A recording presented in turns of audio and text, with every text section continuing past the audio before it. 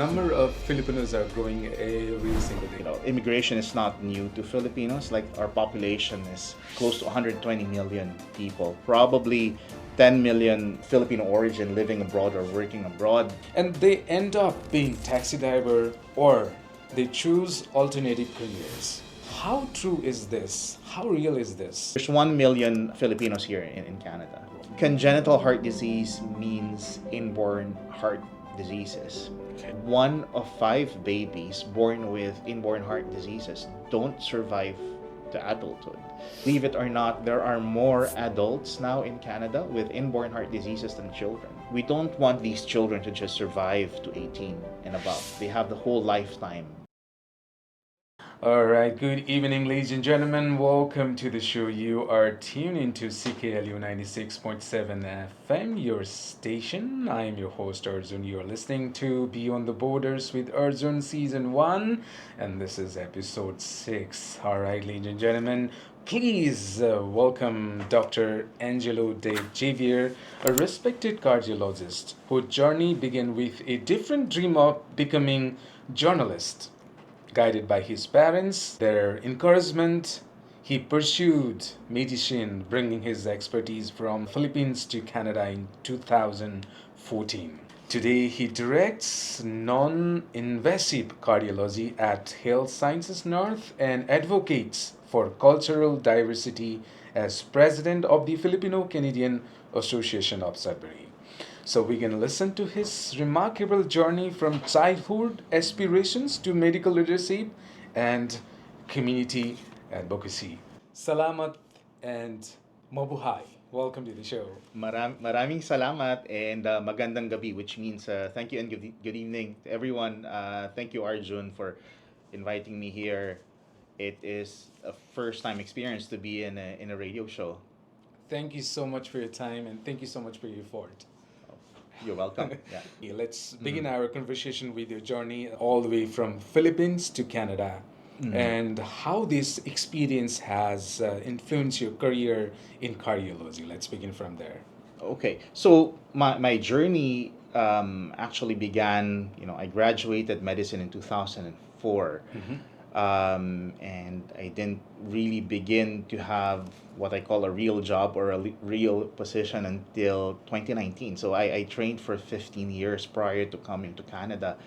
So before coming to Canada in 2014, I actually, graduated in 2004 and then trained back in the Philippines to do internal medicine residency and cardiology fellowship. Fellowship is more of a subspecialization where you train to become a heart specialist.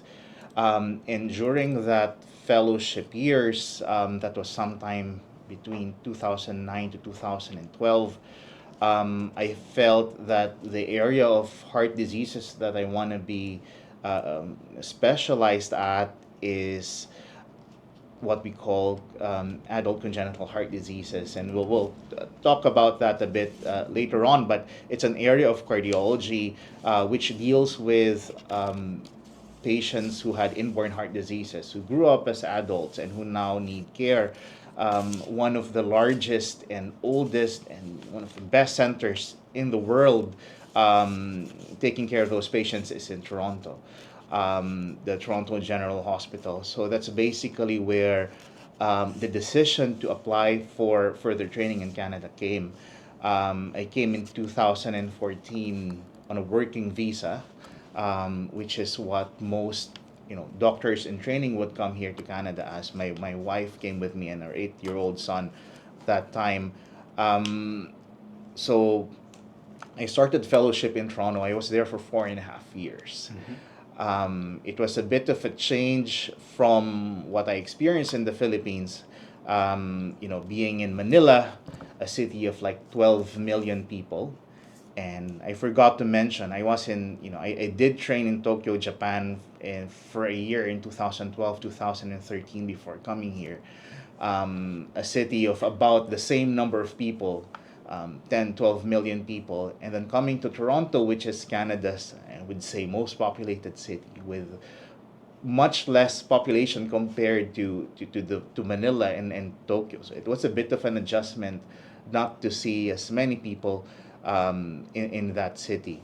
Also, a big adjustment for us to be away from home. Um, as you know, Canada is many thousand miles away from the Philippines, and we have to go into like a 15-hour flight to go home. So it's a big adjustment would be, the distance, being in a new and unfamiliar city all by ourselves. The good thing is that, in Toronto there's lots of Filipinos whom we were able to meet, and whom we are in touch and became good friends up until now. So that's a big help.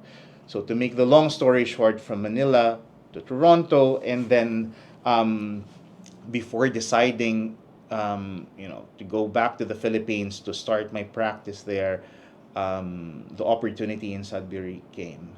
Oh, yeah. I didn't know anything about Sudbury before coming here.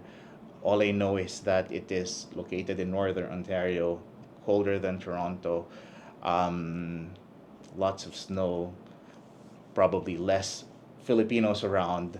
Um, and we came here in 2019, at the height of winter. That's probably one of the coldest winter here in the city.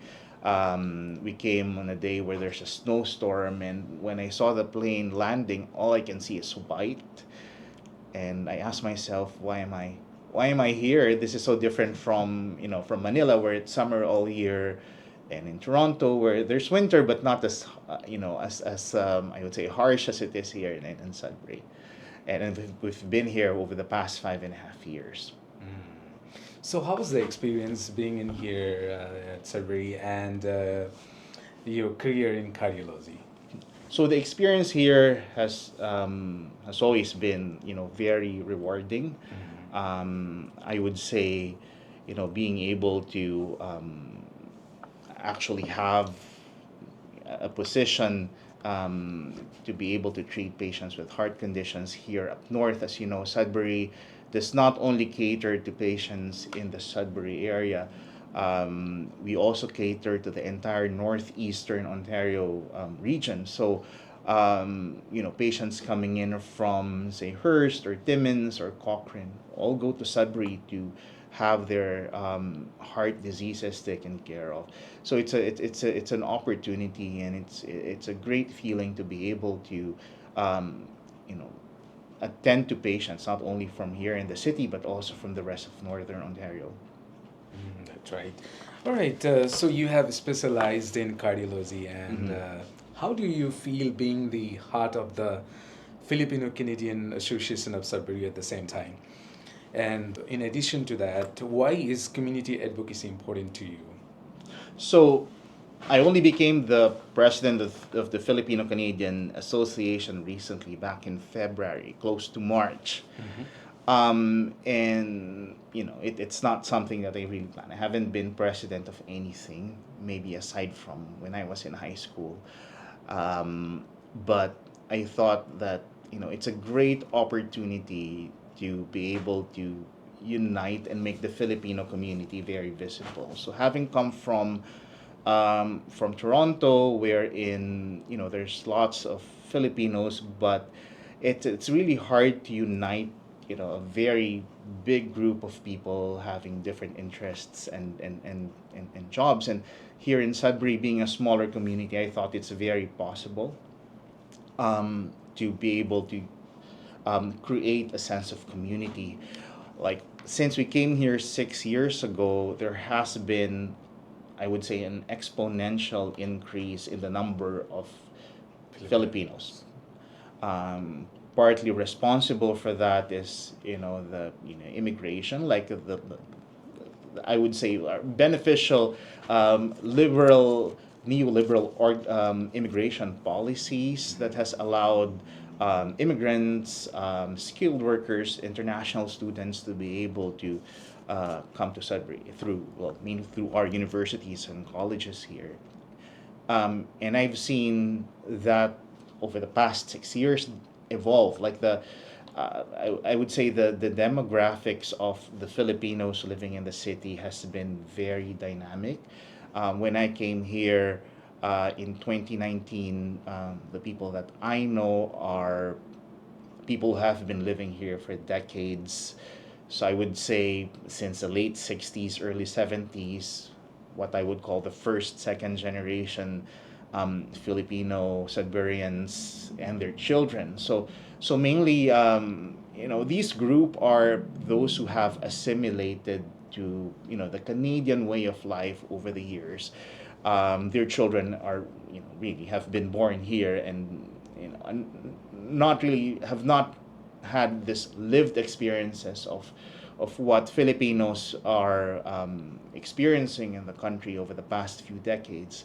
But with the influx of new immigrants and international students who came in over the past 5 to 6 years, I see the need to create a community that can adapt to them, because these new immigrants were born, grew up in the Philippines, and are actually looking for things that they have been doing in the Philippines, looking for something familiar, say a familiar food, a familiar celebration,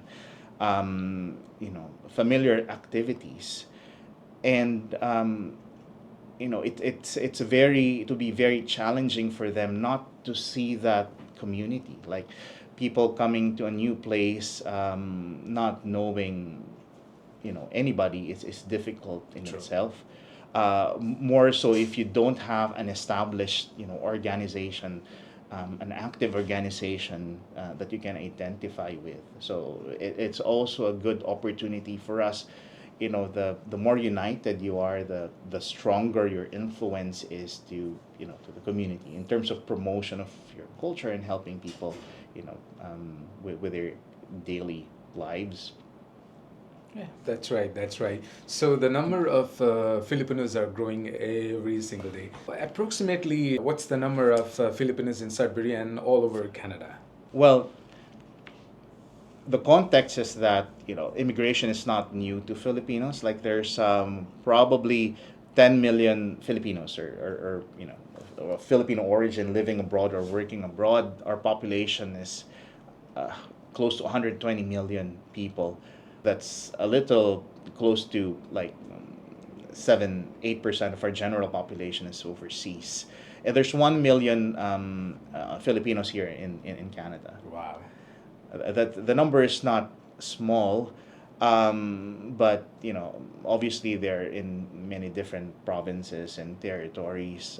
In Sudbury, I was told that in 60s and 70s there's only about 30-40 Filipinos in the city. That has grown to now unofficial estimates about 700 Filipinos, like young and old. And these 700 are, I would say, very heterogeneous. Like there are students and their families. There are those who have been here for decades, and there are those who immigrated from the south during the COVID-19 pandemic, or those who had like job opportunities here in the city. All right. All right, I'm going to touch about the challenges, the hurdles that is faced by as an internationally trained medical graduate. It is often heard that licensing pathway is very, very difficult for the international health practitioners, especially in Canada.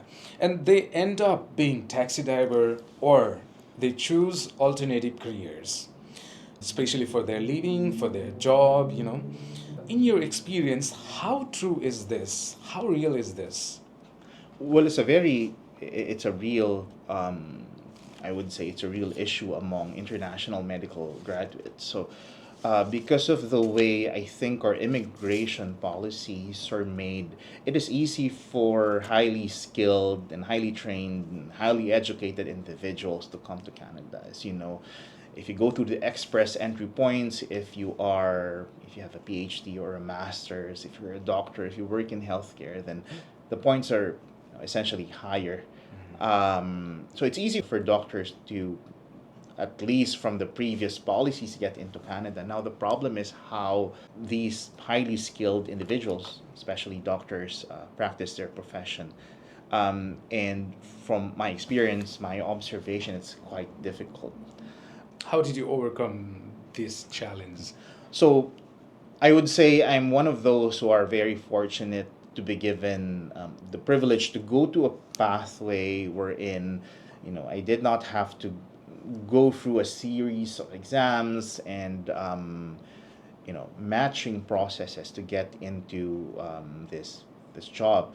The Northern Ontario School of Medicine University, being one of the medical universities in Canada, is able to recruit specialists that they need um, under the academic license. Like it's a restricted academic license, which allows international medical graduates of a certain specialty and who has certain skills that they need to be recruited with an academic license as assistant professors or whatever academic license is appropriate, and in turn can practice their profession. So it's I would say it's a special kind of circumstance or privilege, and I was fortunate to be, I would say, at the right place at the right time when I was recruited. But that's not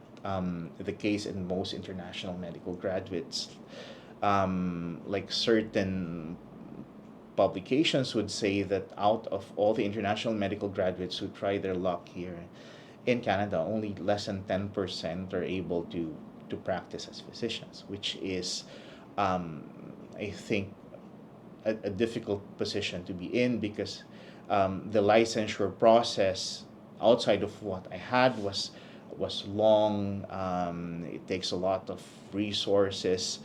And as you know, if you don't practice a certain skill, if you don't practice medicine for years while you are preparing for examinations or going through the process, then you lose the skill. And as you mentioned, there are those who have found alternative careers, either healthcare related and sometimes not healthcare related, who I would say have found success in them, but not everyone. As you said, some would work in a totally unrelated field, and I know that for some it would be unfortunate and frustrating. So it's I think something that has not been highlighted.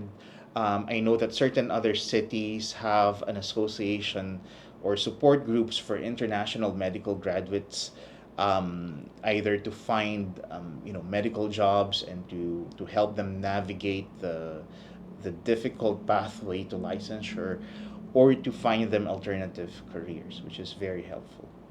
Have you find any changes these years? Any changes? Any update? I would say that as a result of the pandemic and that, I think, unmasking the need and the lack of not only specialists but doctors in general, family physicians, many different kinds of specialists.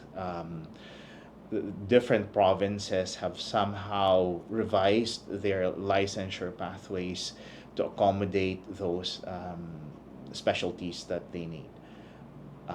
There's still a lot of ways to improve it, to make it easier. I think there's a long way to go. I think it's at the provincial level that they're able to modify these, and not at the federal level, I was told.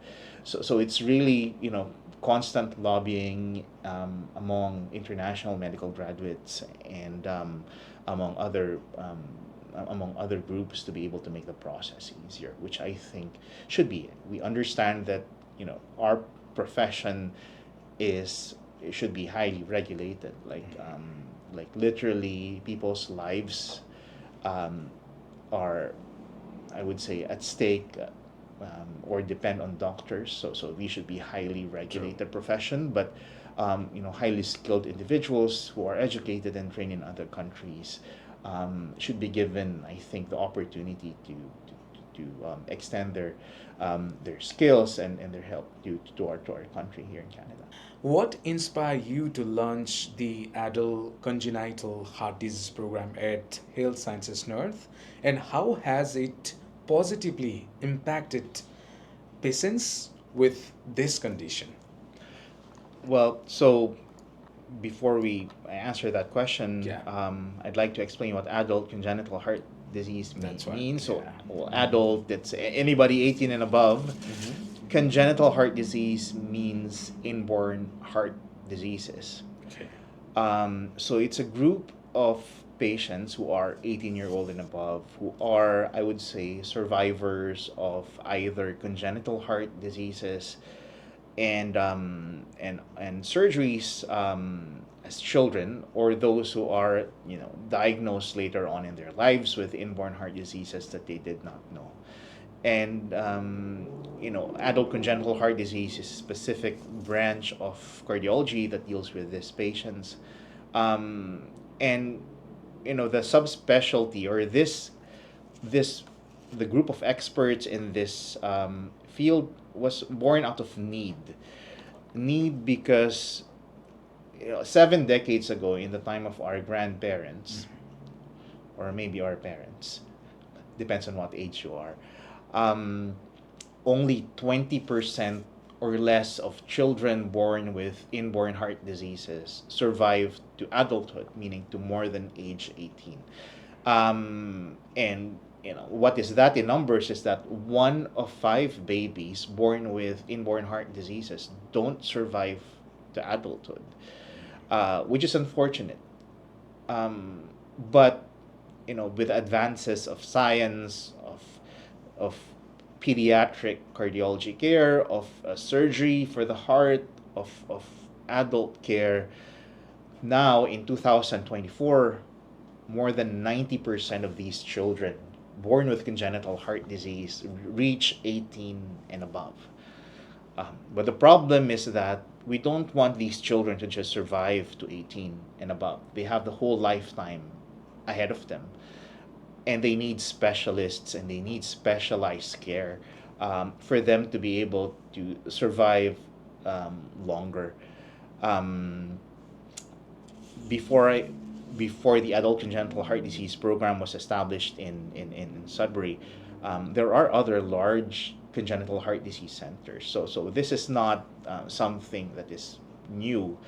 Toronto, as I mentioned, is one of the largest in the world. Even there are congenital heart disease centers in Ottawa, Vancouver, Hamilton, Winnipeg, and Edmonton and Calgary. All the big cities would have a congenital heart disease center. And what happens is that patients with these types of conditions get seen and followed by specialists, or a group of specialists, or specialists whose knowledge and training are fit to take care of these patients who need lifelong follow-up.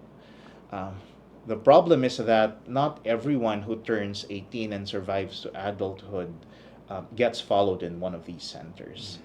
In several studies, they say 25 to 40%, which is a huge number, gets lost to follow up. And the reason is because these are very young patients who otherwise would look healthy if you don't know that they have heart conditions.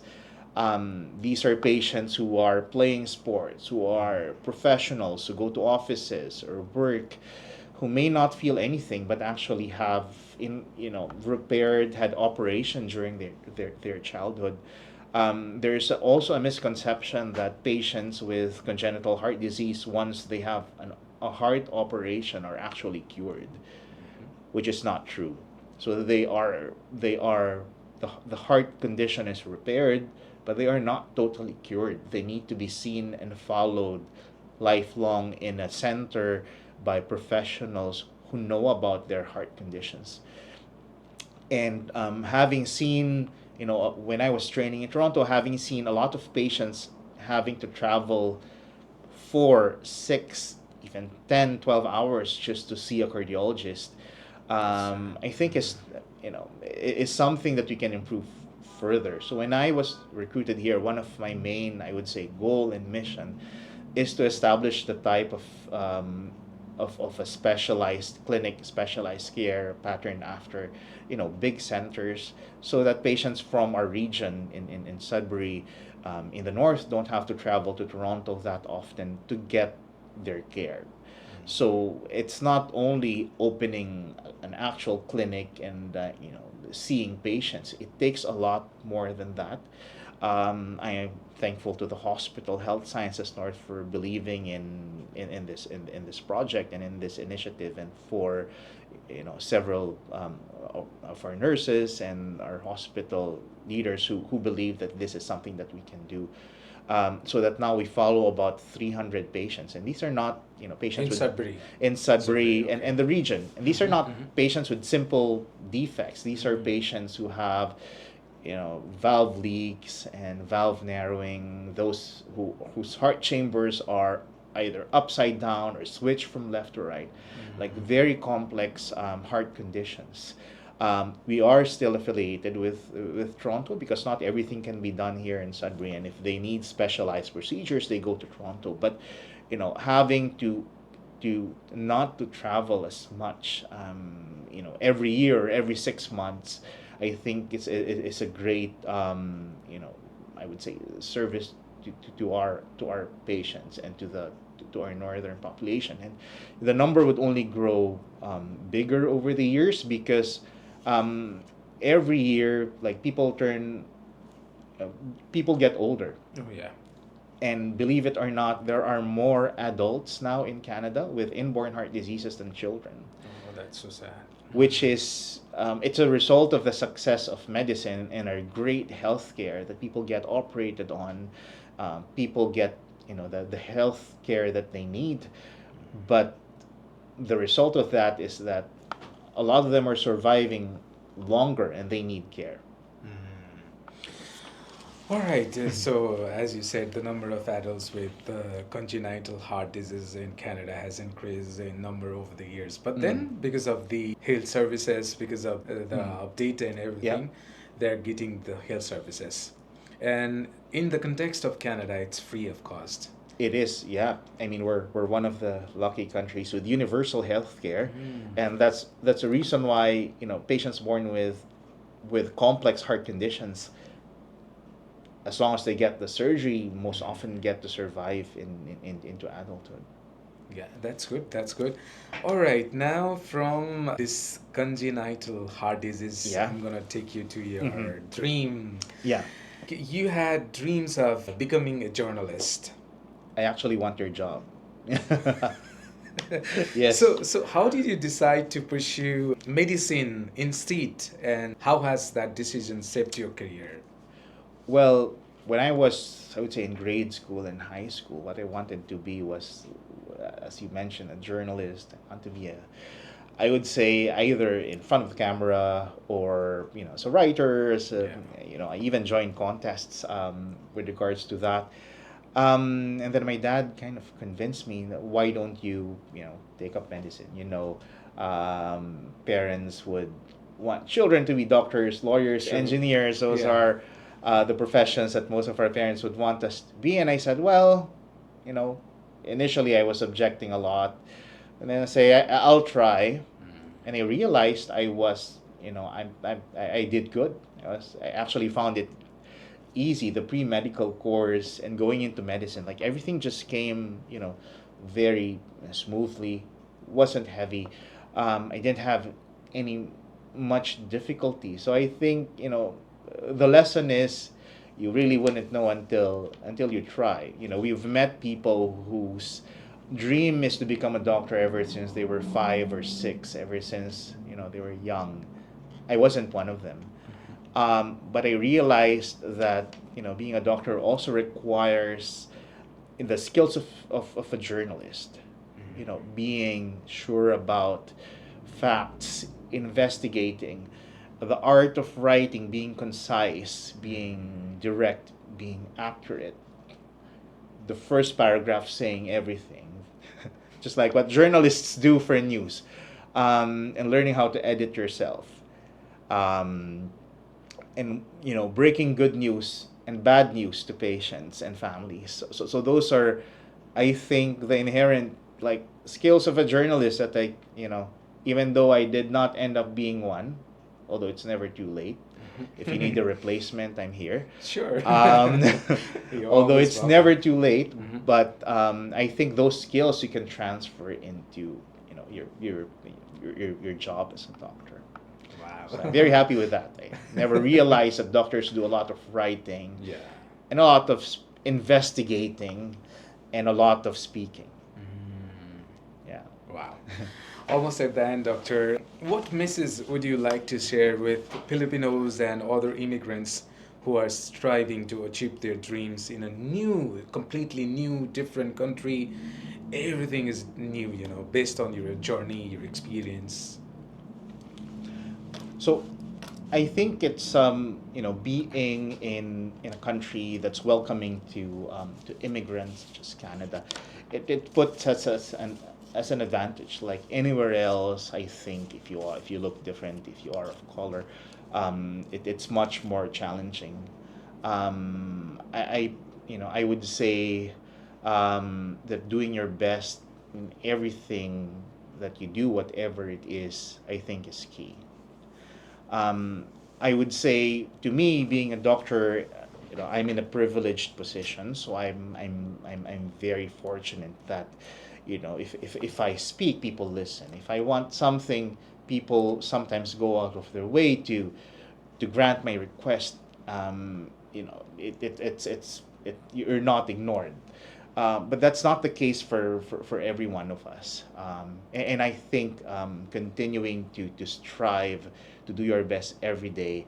That's why I think activities that make our cultural minorities, the Nepalese group, and we have our group, the Filipino group as well, and all of the other cultural minorities being visible and you know they say occupying space and making people see that we are present, and not only because we are present, but we have something good to contribute to our community in one way or the other. It doesn't matter if you're a doctor or if you're doing other jobs.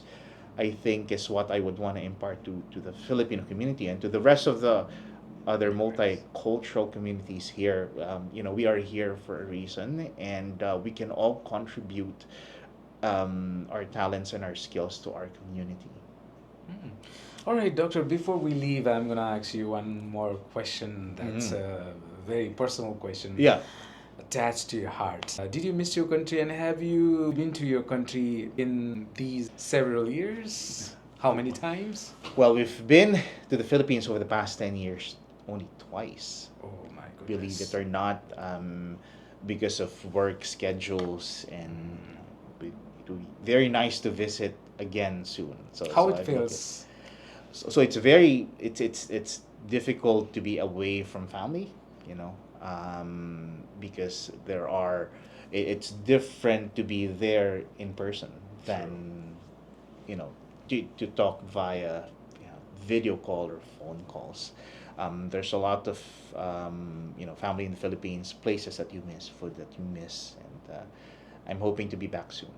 All right, Right. for sure, all the best. Thank you so much, Doctor, for your time and for your wonderful insights. Well, thank you very much. I didn't see it's been like 45 minutes.